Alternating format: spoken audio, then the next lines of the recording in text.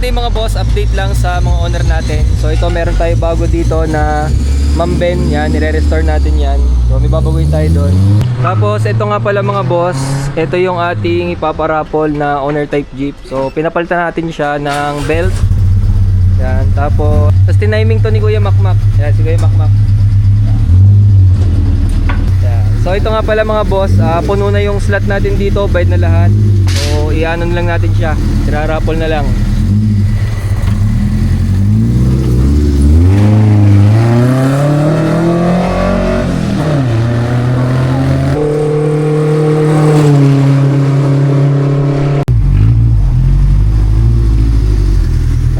Ayos.